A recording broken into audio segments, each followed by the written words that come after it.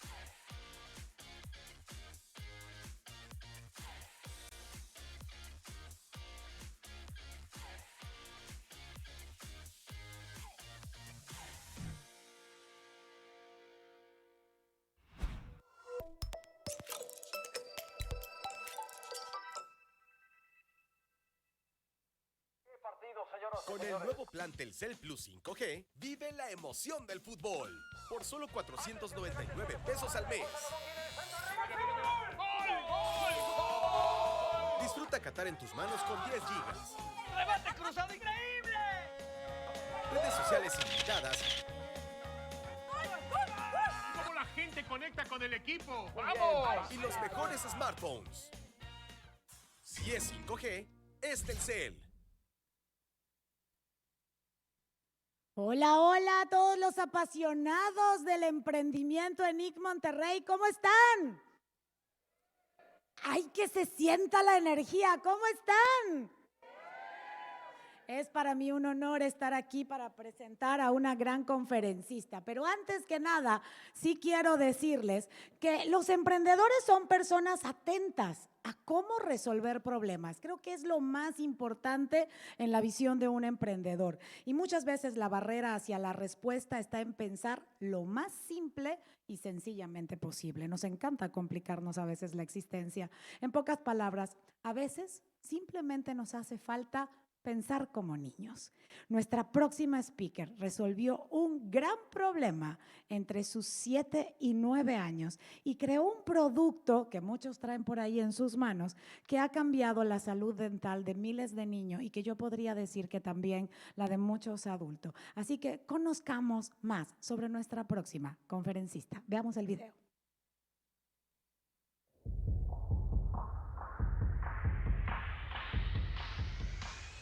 Alina Morse.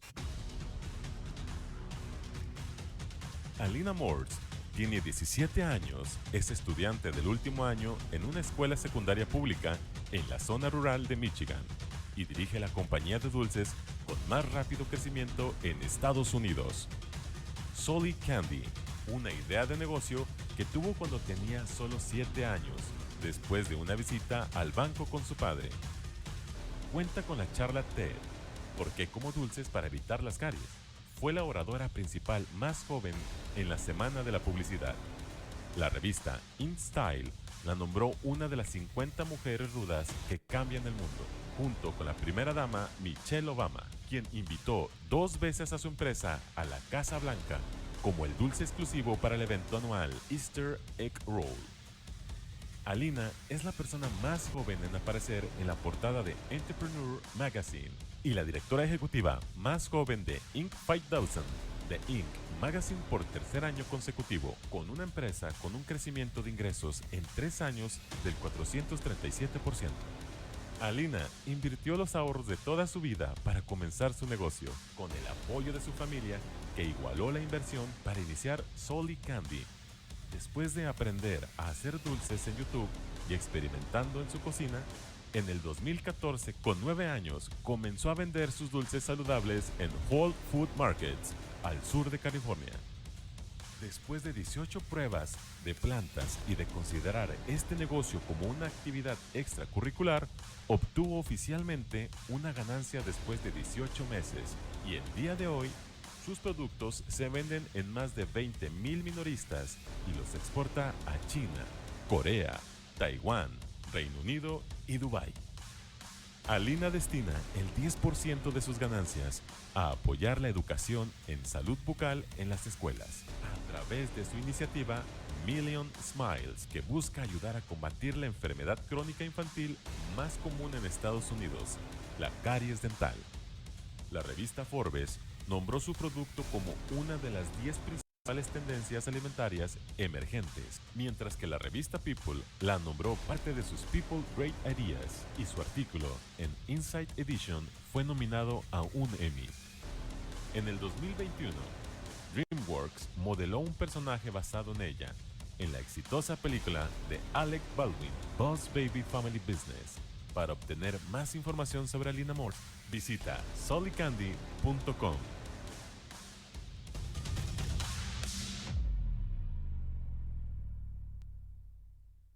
Monterrey, conocer su historia. Welcome, Alina Morse.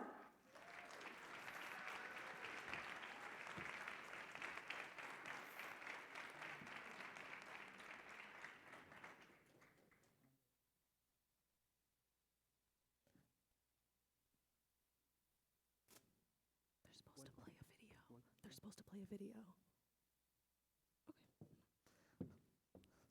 Hola Monterrey, my name is Alina Morse, and thank you so much for having me.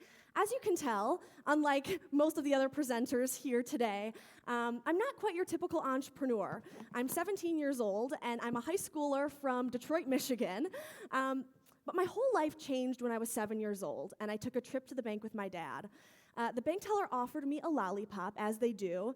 In America, it's very customary for the bank teller to offer kids a lollipop when their parents are doing their transaction.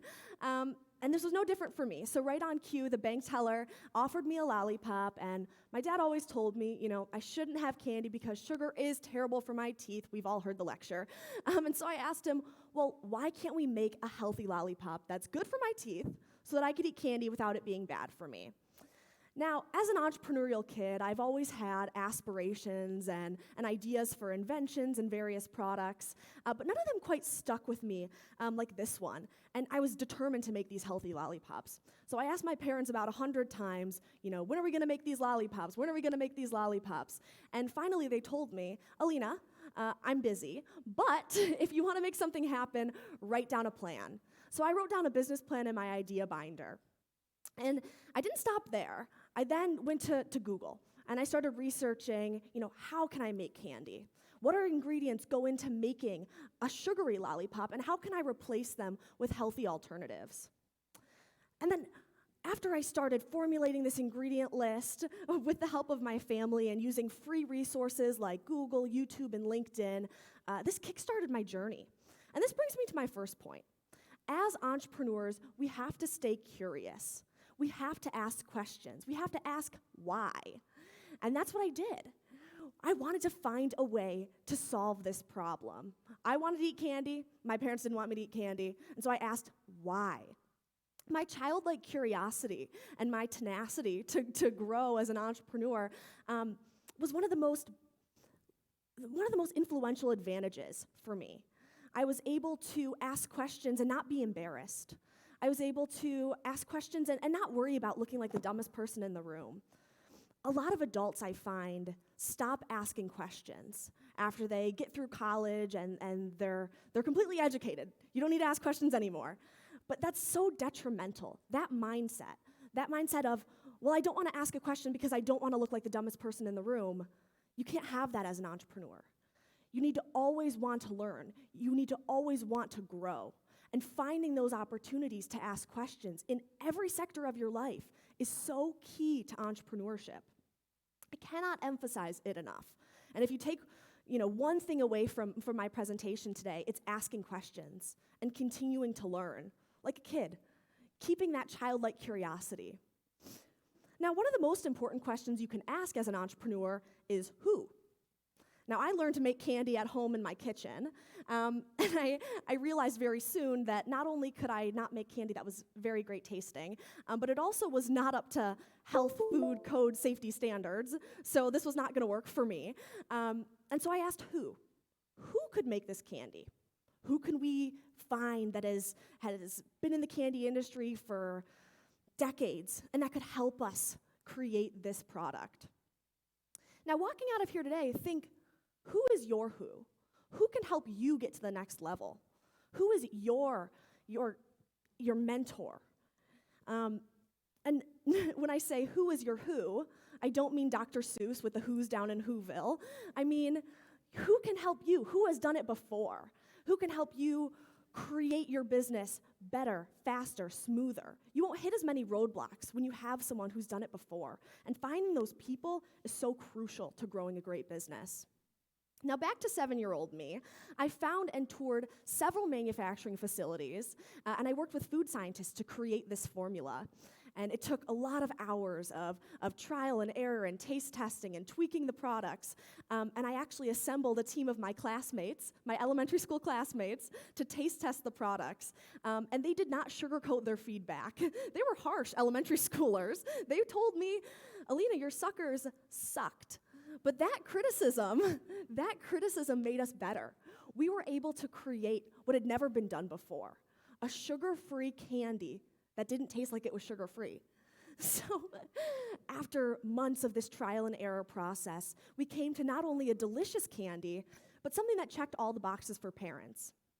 It was sugar-free, keto, with all natural flavors and colors, vegan, diabetic-friendly. The list goes on. But not only did kids want to eat this candy, parents didn't feel guilty about giving it. And the next step was creating a package. We wanted vibrant colors and fun slogans so that it didn't feel like sugar-free candy. And this is when we ran into our first roadblock. No one in my family could come up with a name for this unique product that we had. We were going to settle for the xylitol lollipops, but then we struck gold. I have a younger sister, her name's Lola, and she was 4 years old at the time, but I came home from school and we had some new Zollipops to taste test. And I said, Lola, would you like to try a xylitol lollipop? And she said, oh, Alina, you mean a Zollipop? Oh, naturally. Yeah, what a great name. It was short, it was sweet, it was to the point, and I was only jealous that I didn't come up with it myself. But that day we became business partners. And we landed on vibrant colors for our packaging that would pop off the shelf, and we came up with the slogan, the after-you-eat treat for a healthy smile.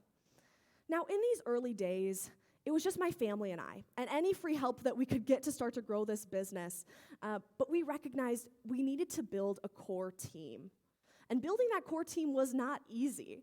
And that's when we received our first PO from Whole Foods Markets, our first ever order. And then we also realized not only did we need a core team, but we needed to stop packing the Zollipops into bags in our family room. So we rented out an office space and a warehouse, and we got to work hiring the dream team, the Zolli team. And we focused on the most important functional areas of business: marketing, sales, operations and logistics, and finance. And we were really fortunate to find such great team members who are not only passionate about our mission and the good that we wanted to do, but we're also passionate about helping a young businesswoman achieve her dreams. Now, any position can be filled by someone with experience, someone with a college degree, but as an entrepreneur, you have to seek out and vet your potential team members, vet your potential employees as people who are willing to go the extra mile, willing to eat, sleep, and breathe your small business, because it's not easy. You have to find people who are willing to work late nights and willing to take the initiative, not because it's easy, but because they believe in you. They want to support you. And they're the early adopters. They're your core team. And if you pick your core team wisely, you'll have a strong company culture and a strong foundation. And with the title CEO, a common misconception is that the CEO can do everything. Well, I was 7 years old with no business degree and barely 5th grade math, so I certainly was not doing it all myself. And this misconception that CEOs can do everything on their own couldn't be more wrong. The CEO's job really is to make sure that the right people are in the right seats. It's about being a leader. It's about helping lead your team to success so that they can thrive individually in their seats and help the company thrive. Business is a team sport. I like to make that comparison because as a kid, and I'm not a very coordinated kid, I didn't play ball sports, but business is my sport. Business is a sport. And you need your team. You need the people surrounding you because everyone has a different role to fill. It can't fall on one person. It can't be one person driving the mission, driving the car. It's everyone working together. And as we've grown, we've interviewed hundreds of people, and that interviewing process isn't easy, but it's something that you'll get better at with time, finding those right people, and adding new positions. And that's something that's really unique about being a founder, being a CEO. You have to find the right time, to start adding positions to your business.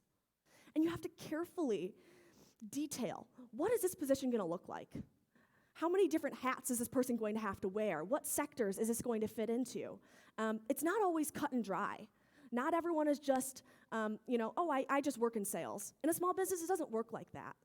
You need somebody who's, I'm going to work in sales, but when we need to help out, I'll be in marketing. I'll be in, product development. I'm here to help in any sector. And so growing your team and finding those positions and finding those people, more importantly, that can wear those different hats and are willing to not just say, 5 p.m., I'm ready to clock out, or, sales isn't really my job, so I'm not going to help out when the team needs me. You need to find the people who are willing to eat, sleep, and breathe your business. Now, another business principle that unfortunately is not front and center when talking about entrepreneurship, and especially not large corporations, is philanthropy. But the philanthropic aspects of business is the most rewarding. It's what gets me out of bed on days where I'm feeling defeated. Early on in my research about candy and its adverse health effects, I found out that tooth decay was the single greatest epidemic facing kids in America at that time, according to the US Surgeon General. And this shocked me for a number of reasons. The first being, tooth decay is a preventable disease in most cases. And secondly, there's so many growing epidemics that would seemingly outpace tooth decay, like asthma, food allergy, but still tooth decay remained the leading epidemic facing kids across the country. And I knew I wanted to do something about this. I knew I had to do something about this, help the kids around the country and around the world who were suffering from this. And so in addition to incorporating the teeth cleaning candy aspect to our product, I also founded the Million Smiles Initiative. Now, the Million Smiles Initiative is a nonprofit where we give free Zolli Candy to schools across America to teach kids about the importance of oral health care, entrepreneurship, and that kids can do anything. And we started this alongside the company on purpose. We wanted the Million Smiles initiative to grow with the business. In our first year of sales, we committed to donating 100,000 Zollipops that year. Now in 2022, we're on track to donate 4 million Zollipops to schools. Everyone on the Zolli team shares a passion for the Million Smiles initiative, for our mission. And when you're hiring people, when you're finding your core team and your supplemental team as well, your team members, you have to ensure that they're aligned with your mission, that they're passionate about helping people, that they're passionate about what you're passionate about. Everyone has to be on the same page. So, as I mentioned, our first ever order was from Whole Foods Markets in Southern California. And this was my first ever business meeting, and at 9 years old, I was so nervous, but I practiced my pitch over and over and over again until I had it perfect, and the meeting went amazing. The buyer was so kind and walked me through the process of not only buying candy, but buying anything. And it was very eye-opening to me.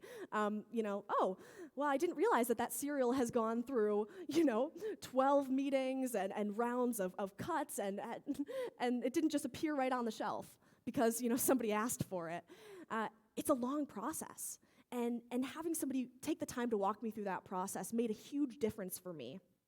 A few months later, we heard back from the buyer that they would be placing an order. And this was such a surreal moment. It's imprinted in my mind. I was so excited to be able to see our hard work, our years of hard work, show on the shelf. You could buy Zolli Candy at your local grocery store, and that was such an incredible moment for me. From there, we got onto Amazon.com, where today we are the #1 best-selling sugar-free candy sold on the platform. And our reviews were fantastic until our first summer of sales. And our review stars vanished, and we were getting some pretty nasty comments, and we discovered a fatal flaw in our product. Our pops were actually melting, and we were panicked to find a solution with our manufacturing partners, and we found out that the pops were actually hygroscopic. And I'll give you a quick chemistry lesson to explain what that means. Basically, the pops were absorbing all the moisture in the air surrounding them, so they were turning into blobs. Now, they were still delicious blobs and fun blobs, but our customers didn't like that very much. And so we needed to find a way to combat this. And it took us a couple months of trial and error and tweaking until we finally created a shelf-stable product that now we ship on vessels to China, Korea, France in the heat of summer, when you can't even ship electronics, but you can ship Zollipops. So that was a very eye-opening moment for us. We knew we had to find this solution, and when we did, we were overjoyed that we could overcome this issue, but that didn't solve all of our problems. We sent out new pops to our dissatisfied customers, and we worked slowly and surely to build our reviews back up, but it took time. And more importantly, it taught us some very important lessons about always being one step ahead. Since then, we've revisited our formula countless times to ensure that we're providing the best possible item to our customers. All this to say, you should always be looking for ways to improve. You want to preemptively, as an entrepreneur, look for things that you can do to avoid losing time, losing money, and a headache. You want to find ways to avoid these problems before they occur. And the more you can anticipate, the faster and smoother your business can grow. Now, I understand, you don't know what you don't know. And that's why it's important to get the perspectives of others. To hear from your team members, get feedback, hear from your investors, your mentors, your Aunt Sally. Everyone's feedback matters. Everyone's point of view is different, and it can provide unique insights on how you can better yourself and better your business. At age 9, my dad asked me what my goal was for the next year. And as a competition dancer and a little actress, I had dreams of Broadway, and so I only had one answer for him. I wanted to be on TV. And at the time, I didn't know if this was a long-term goal or a short-term goal, but a couple months later, this dream came true. I was on Good Morning America with Damon John and George Stephanopoulos, and I had the incredible opportunity to talk about this product that we had worked so hard on, and I received acclamation for my success. this appearance kickstarted a slew of TV, radio, and print interviews over the next 4 years, which included being the youngest person on the cover of Entrepreneur magazine in 2018. Now, none of this would have been possible without the help of my publicist, Clint. He was one of the first people that believed in me and my mission. And without his hard work and our joint efforts to grow Zolli Candy, we wouldn't be here today. He set goals for me, some of which I never thought we would achieve. But with both of our hard work, like I said, we could make amazing things happen. 2 years in a row, Zolli Candy was the only candy handed out at the White House Easter egg roll. At the White House Easter egg roll. It was such an incredible experience. And without him setting those high goals, those goals that I thought, are we really gonna get there? Without setting that bar high, we never would have gotten there. And so I'm so grateful for the team that we've built and for Clint being such an incredible team member. Now, goal setting is really important. And personal goal setting as an entrepreneur is very important, but more importantly, you need to set goals with your department heads, your core team. Those are the people that understand the processes and procedures that need to be implemented to grow your company, to take it to the next level. And the first step is differentiating your goals between a short-term goal or a long-term goal. And my rule of thumb is that a long-term goal takes over a year to complete. You also want to ensure that you're creating a SMART goal. And SMART stands for specific, measurable, achievable, relevant, and time-bound. It's a long acronym, but it's very important. Then you want to write down your goal. You want to write down the specific steps that you'll take to achieve it. It is proven that the most impactful way to achieve your goals is actually to write them down pen to paper style. Not in your notes app, not in an email to yourself. Write down your goals pen to paper and look at them from time to time. Remind yourself of your short-term goals and your long-term goals. At Zolli Candy, we follow EOS, which stands for Entrepreneur Operating System. And this process was created by Gino Wickman and detailed in his book, Traction. But this is a process to organize, communicate, and manage your business to make sure everyone is on the same page. We implement quarterly rocks, which are sort of like goals, but they're specific to each department. They're specific to each team member. And then we also implemented weekly meetings to ensure that we're on our trajectory personally and as a group, on our trajectory to achieving these quarterly rocks. And finally, the process of identify, discuss, and solve processes. This has been such an impactful process to implement in our business, and something we've done in the past year or so, but we can already see the difference that creating a strong foundation and making sure that our core team is aligned with each other and our goals, that we already start to see the fruits of our labor, the fruits of implementing this process. And so it's definitely something that I would recommend looking into as an entrepreneur, as a business owner, to make sure your team is all on the same page and aligned towards the goal. Now, I've met a lot of amazing people throughout my journey as an entrepreneur, from executives to influencers to celebrities, even Michelle Obama. But these interactions don't mean as much if you don't do something with it. You have to be prepared to take this interaction and turn it into not just a meet and greet, but elevate it to a connection, building them into your network. And the key to doing that is creating the follow-up beforehand, having your next step ready. Whenever I meet someone, I try to connect with them via LinkedIn, via email, or give them my card. Building out your network takes time, but if you keep an open mind and think to yourself, how can I jump on this opportunity? What's the best follow-up that I can create beforehand to get these people aligned with not only my mission and my business, but build them into my community and my network. But also remember, networking is a two-way street. You're also extending your hand to help out other entrepreneurs. Entrepreneurship is about building communities and about paying it forward. And when creating your network, ensure that you're also willing and you have that open mind to say, hey, when this person reaches out to me and is asking me for a favor, help them. Help your fellow entrepreneurs. We understand the struggles of growing a business. It's not easy. And so paying it forward, helping others, and growing your network of people who not only can help you, but you can help is really important, having that balance. Now, business is about people, like I said. It's about who you know, and you can be a genius mathematician, but if you can't connect with people and get them to jump on board and believe in you, believe in your mission, you'll struggle to find new opportunities and drive growth in your business. Even if you don't think you could benefit from a relationship with someone right now, you never know if down the line this person could be your most crucial business partner. And if you don't have that open mind going into the interaction thinking, well, this person could help me, or I could help this person, you'll never know if that person could be a key to growing.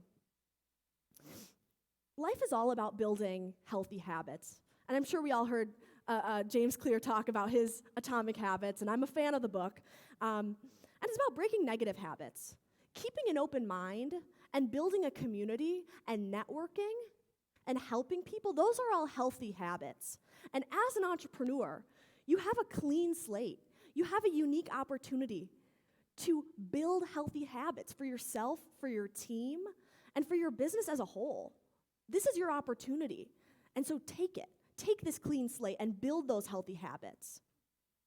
Some of our best habits that we have are EOS. Like I talked about, our weekly meetings, our quarterly rocks, getting the right people in the right seats. That's a healthy habit. Creating a diverse team and prioritizing getting as many diverse perspectives that you can, giving them a seat at the table. That's a healthy habit. Asking questions, never assuming. At the Zolli Candy office, we specifically purchased an office building where it's very open, where all the desks are in an open area, because nobody wants to walk up to their boss's door and knock, knock, knock, say, hey, I have kind of a stupid question, but I'm just curious. No, you want to avoid that. That awkward interaction, the knock on the door, you want to avoid that because that can lead to assuming. Never allow or create the opportunity or the environment where your team members, your core team, your employees feel that they have to assume to avoid asking questions. You want to set the precedent of here we ask questions, we invite curiosity, and we never want you to feel like you're in the position where you have to make an assumption. Making an assumption leads to mistakes. And in small businesses, you want to minimize mistakes as much as possible because you have limited time, you have limited resources, and your team, they're so valuable that you want to make sure that they feel heard, they feel seen, and that they can come to you with any question at any time.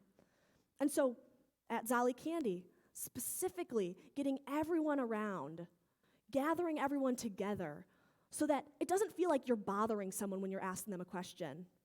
It's just a part of the company culture. It's a part of how we do business. We ask questions. We stay curious. It's important. Finally, listening to your customers. Your customers are the most influential people to your business. You can pay $1 million for an influencer to post about your product, but it won't be half as authentic as a true loyal customer giving a testimony on their personal social media, or them sharing your business via word of mouth, or sharing your product, handing out a Zollipop to their friends, their families, the kids at their school. Those customer relationships are so important to keep intact. Hold those. Hold that connection with your customers, your loyal customers, and provide them the opportunity to call you. To call and say, hey, I have this great idea. Even if you're not going to use their idea, even if you think, that feedback's not the best, or I don't really have time to listen to this right now, maintain the relationship with those customers because they are your most influential people, more influential than an influencer with 1 million followers. They're real people. People connect with people.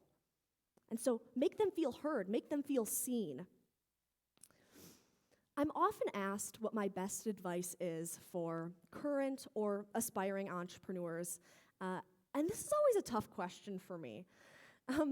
Business is so multifaceted, And it's difficult to pinpoint just one thing that can help you grow $1 million business. Business isn't like that. There isn't just one piece of great advice that'll rocket you to success. Everything I spoke about today is important to the field of entrepreneurship. However, there is one trait that I think is super important for every entrepreneur to possess or adopt, and that's tenacity. Never taking no for an answer, especially in sales. It can take 6 months or it can take 5 years before you get that sale. It took Zolli 5 years to get in all regions of Whole Food stores. And it took us 5 years and 10 plus meetings to get into $9,000 general stores with 2 SKUs, both Zollipops and Zaffy Taffy. That 9,000 stores is turning into 20,000 stores next year. Tenacity, that's what it's all about, never giving up. Being in business for over half of my life, which sounds crazy to say, I've heard a lot of great mottos, a lot of great mantras from distinguished entrepreneurs. But I would say my personal favorite, and the closest thing I have to my best advice, came from my parents. Something that they told me every night before I went to bed since I was 3 years old. They said, Alina, you can do anything if you work hard, try, believe, and never give up. Now break that down. Think about it. Work hard. Always working hard, being productive, creating those healthy habits that you can work hard every day. Trying. Your best is not going to look the same day to day, but as long as you're trying your best, that's what you have to do. You have to give it 110%, every single day. You have to try. And your best is not always going to be perfect, but that's why it's called best. Try your best. Believe in yourself. I mean, there's so many incredible people that I've met that constantly doubt themselves. Don't do yourself the disservice of not believing in your potential. Believe in those around you, your support system, your team members, your investors, your mentors. Believe in them. And most importantly, never give up. Like I said, tenacity, tenacity, tenacity. If I can drill that into your brains, that is so important. That's the key to entrepreneurship. I've gotten told no hundreds of times. Because I know you're too young. Oh, no, I don't really want to work with you, and you don't really know why, but you would assume that it's like the young girl stereotype, they don't want to work with me. I get told no all the time. I get told, no, I don't like your product. No, I don't want your product. But then when you get the yes, that's the best feeling. You will face rejection as an entrepreneur, but the key is bouncing back, never giving up. Don't let that rejection get to you. Let it roll off your back. That's what my mom always says. Let it slide off like Teflon. And I don't really know what that means. I think it's some sort of like kind of outdated saying, but it's true. Don't let it get to you. Never give up. This quick motto serves as a reminder for me that these are the things that make an entrepreneur an entrepreneur. Somebody that works hard, tries, believes, and never gives up. Now, as an entrepreneur, one of the most important things you can do is build a community. We brought Zollipops for you all here to try, and we hope that that's an invitation into our community. We want you all to join the Zolli fam, the Zolli community. And whether it's sharing the Million Smiles initiative and finding ways to help more kids smile, whether it's just enjoying the candy, or whether it's giving us a like, a share, a follow on our social media to help propel us so that we can help you. We can help more people smile. But more importantly, we want you to join our community. And we want you to become a part of the Zolli fam. And so thank you all so much. Make sure to always share smiles. And I'm opening up for Q&A now.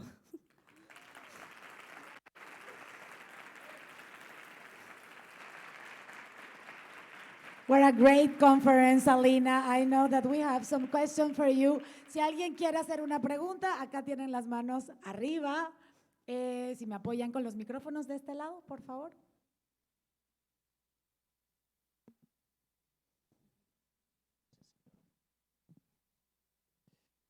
Hey, Thanks a lot for your speech. I think everybody was inspired. I didn't know you before I came here, but I saw how I started my first business at 7 years old, and I was like, I have to come here. My question is, I don't want to take anything from you. I think you've proven through your words and actions that you have a ton of qualities as a person and experience, but I'm assuming you would say you have great parents that helped support you as well. My question was, how did you handle having, like, hitting at, through the ages of 9 to 14, going on national television and newspapers and everything, and building the business, and maintaining some sort of emotional and mental stability while growing as a child and a teenager while facing all of that? Yeah, it's all about the balance. And it's been quite difficult to kind of get it down pat. But routine-wise, I think you do something for long enough, it becomes your normal.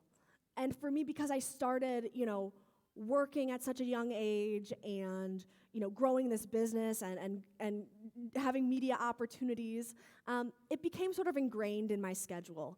And so that's the best answer I have for that. Some days I don't even know how I do it. I'm running around trying to work and go to school, because I go to school full time too, and have extracurriculars, and it's not easy.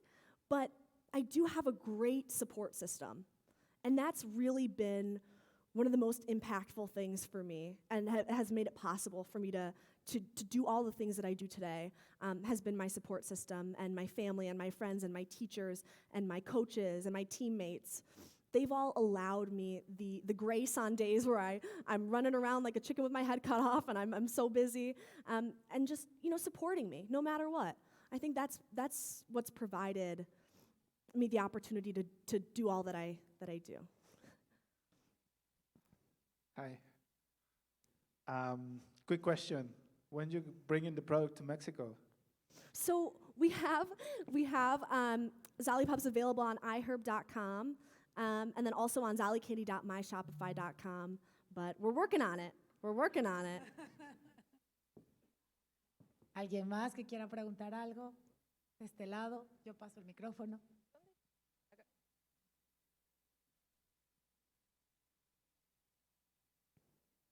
Hello. First of all, your lollipops are so good. I love them. In the legal aspect, did you have any problem, defining the ownership of the company?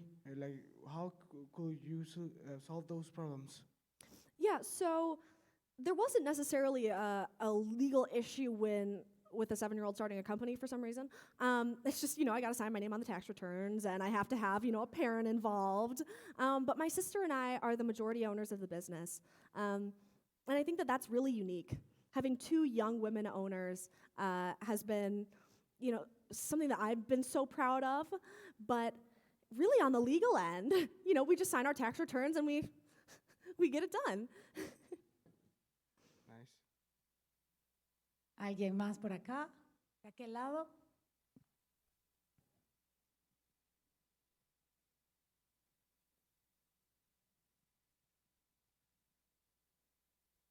Hi. First of all, thank you for coming to Mexico and talk about this. It's amazing.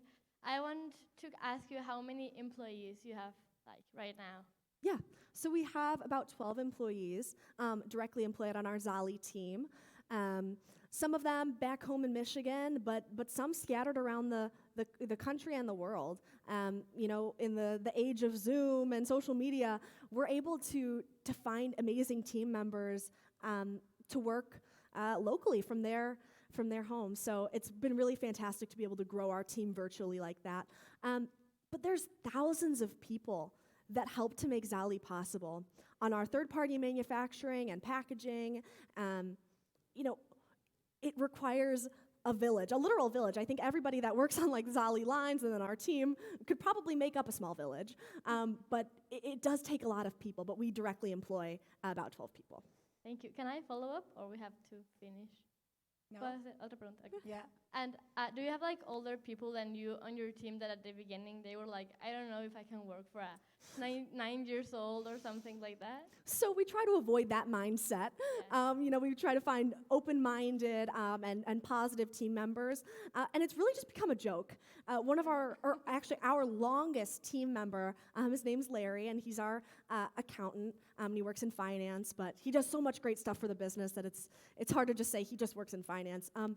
But he makes a joke about it. I come into the office, he goes, "Oh, can I get you a coffee, boss?" And I don't drink coffee, but it's always like, no worries. But he has a son that's around my age, and he's like, and I can't even imagine working for my son because he's your age, Alina.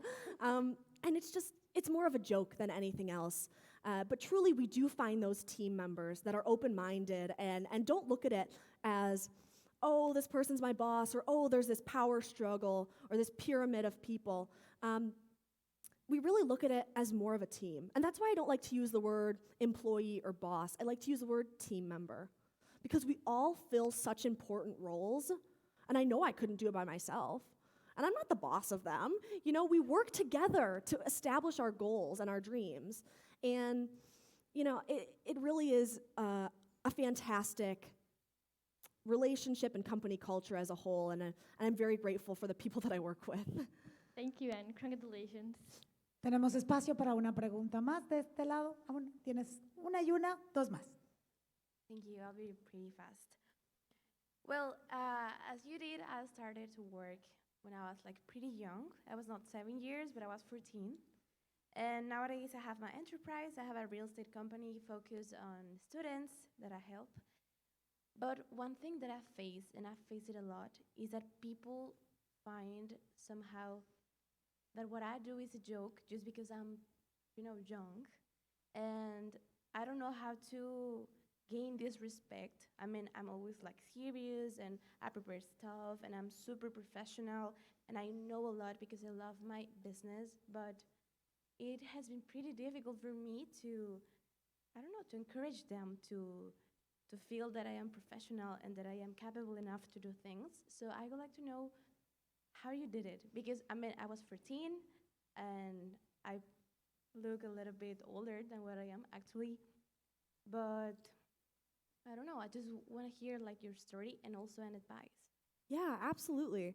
So I have faced very similar things, and I think a lot of young women face this problem, and I think that it doesn't make for a great sell when I'm trying to advocate and invite more young women into business, because they hear stories like yours and mine, and it's extremely difficult to overcome the internal struggle of, oh geez, if these people don't think I'm professional, or if these people don't believe in me, how am I supposed to believe in me? And I've struggled with that. But you're doing all the right stuff. Sometimes we have to overcompensate as young women, hence the suit. But being professional and being prepared is some of the best things that you can do. I've often found that I get announced as a 17-year-old entrepreneur, and people have this sort of skepticism and this stereotype that, oh, she's probably not going to know what she's talking about. But then once you start talking, that's what makes the impact. That's what turns the tables. Then people start to believe in you. They start to believe you and take you seriously because they'll know. She knows what she's talking about. She's knowledgeable. She's professional. And it takes time to overcome those barriers. But as I can see from the way you asked your question, you're very eloquent. And as young women, we face these roadblocks and these barriers. And unfortunately, they're just systematically in place. And there's not so much we can do to combat them, but we can empower other young entrepreneurs and show them that even though we've had these experiences, we've had these trials and tribulations, do everything you can to keep going and persevere. Thank you. Hey, you gave a great talk. I really feel inspired, and I think that everyone here we are seeing you as an entrepreneur, because you are, but you're also a teenager and a student from high school.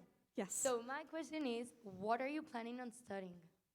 So I just turned in all my college applications, and I really hope to continue studying business, business law, probably more specifically.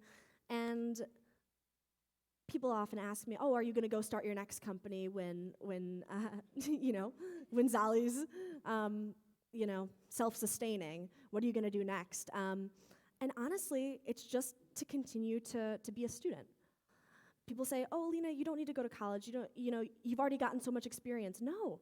It's so important to keep learning, and in whatever way that looks like for you, but that social component of learning with your peers and hearing other people's perspectives that are learning alongside you, I find very valuable. And so definitely I think whatever college it is, I would love to study business law and just continue to grow, continue to be curious, continue to ask questions, and you know, maybe another company's in the cards down the line, but Zollicandy is definitely my baby, so. Wow, Alina, what a great story, what a great idea. Thank you for inspiring us with your conference. In the name of INC Monterrey, we want to give you a special present. That's for you. Thank you very much. This is a bracelet from Color from Good, a social impact organization that promotes a socially responsible production model that empower women in the south of Mexico. Thank you for being part of INC Monterrey. Thank you, Alina Morse. Thank you all. Keep smiling. Absolutely, yeah. Thank you very much. Para nosotros es un honor el tener personas de esta talla, de esta calidad, que inspiren a los emprendedores y a las emprendedoras. Así que todavía hay más. Recuerda que puedes bajar la aplicación y puedes ver las otras conferencias que hemos estado pasando. Y gracias a todos nuestros patrocinadores y aliados que hacen posible INC Monterrey en su 10ª edición. Y gracias a nuestro traductor de señas el día de hoy que tenemos aquí. Un fuerte aplauso para ella también. Muchísimas gracias. Nos seguimos viendo. Esto es INC Monterrey, edición número 10.